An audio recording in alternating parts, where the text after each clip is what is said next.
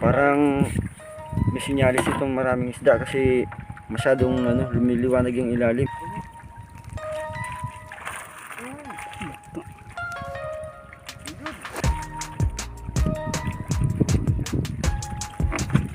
Ipon guys.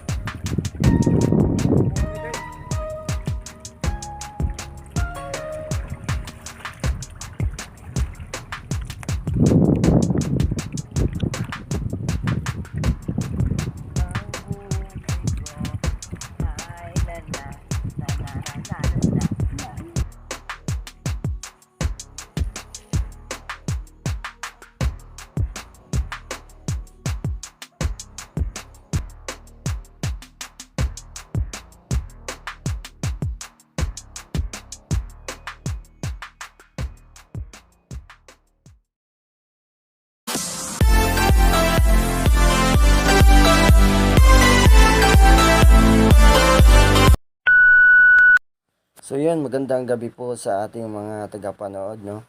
Ngayong gabi po ay panahon po ng tagdanggit.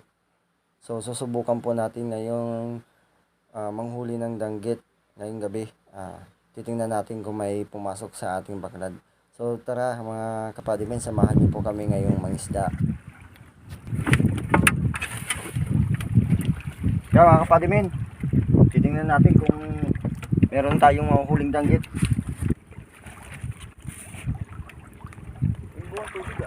Yung una nga palang hinulihan natin dito mga kapadimen ay yung sa mababaw lang natin yung baklad. Kasi low tide na yung gabi. Panoorin nyo guys kung gano'n lang ka-basic manghuli ng isda pag ganitong low tide. Medyo i-fast forward lang natin guys para mabilis tayo matapos. Bilawan mo ito. Bilawan. Tumay mo na yan. Maga. Maga yan, maga yan.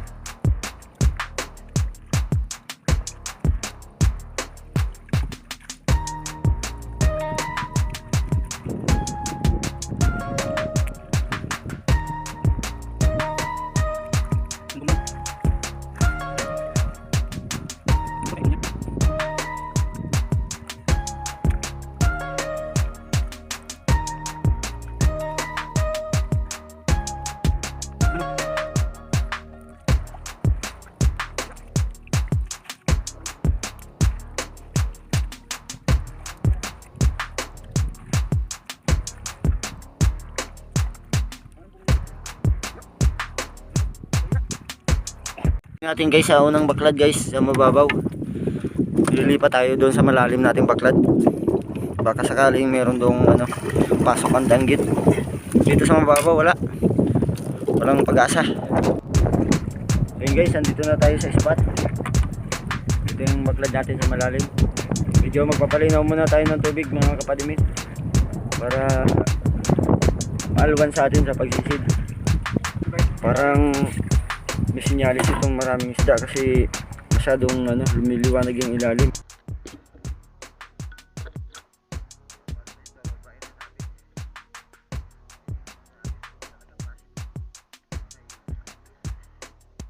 Dito nga sa part na to guys, pagbaba pa lang dito nakahuli kagad siya ng isang malaking pugita at saka isang malaking pusit.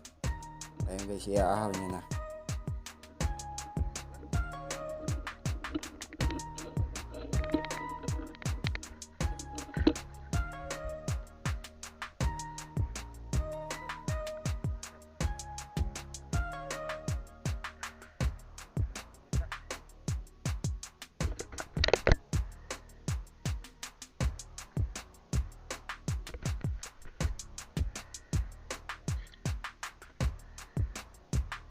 Pagkatapos guys, bumaba na rin ako dito para tingnan natin kung marami nga talagang danggit sa ilalim.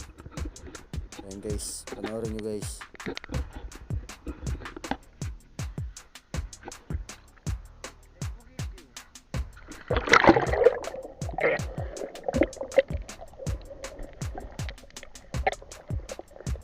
Medyo malabo pa nga ang tubig nito guys kasi kauumpisa pa lang ng high tide.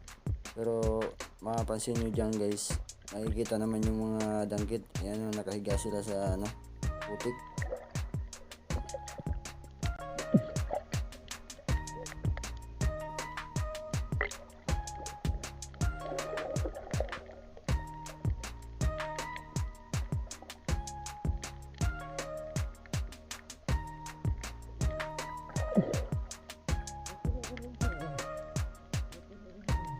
Hindi nga biro guys yung pakikipagsapalaran natin dito sa gantong hanap buhay paggabi. Kasi dalawa yung kalaban mo dito eh. Yung bukod sa malamig na yung tubig, medyo alanganin pa kasi hindi mo may makikita yung buong paligid. Ang makikita mo lang yung nasa harapan mo na nasisinagan ng flashlight. Kaya medyo alanganin sa atin pag sumisisid ng gabi. Kaya doble-doble ingat lang tayo mga kapatid. Medyo konti nga lang yung danggit na kasalubong natin sa ilalim guys. Puro karamihan na kikita ko mga sapsap ang laman ng ating baklad. Kaya pala lumiliwanag yung ilalim kasi napakaraming sapsap. Hindi pa pala namin kinuha lahat dito guys yung mga sapsap kasi magiyelo pa tayo. Kaya iniwanan na lang namin doon sa baklad. Yung mga sapsap kasi mga kapadimin, pag pumasok na sa baklad hindi na nakakalabas. Hindi katulad ng mga samaral, kitang, danggit. Pagdating ng umaga, wala na sila sa loob ng baklad, nakakalabas na sila. Mga malilinaw ang mata nila. Hindi katulad ng sapsap. Group 1 yan, paikot-ikot lang sila sa loob ng baklad natin. Kaya hindi na sila nakakalabas.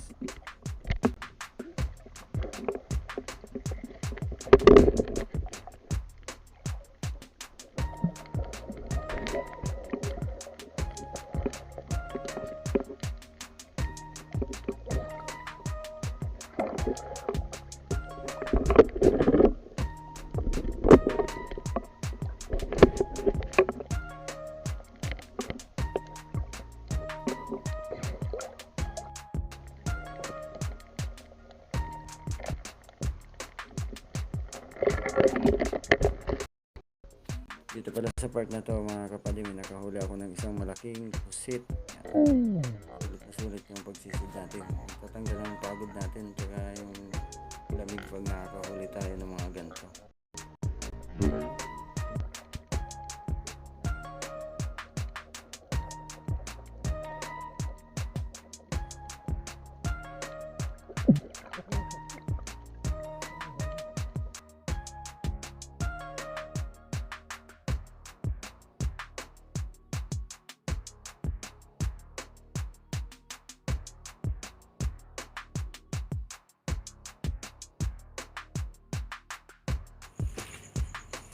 Dako lang yung lumos na dako.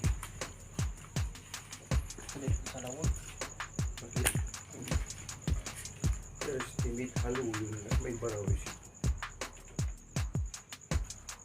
Talinaw pa ka kanya. Ganang lumo sa ano? Dito ka sa laboy. Yung saro, nasa karitan.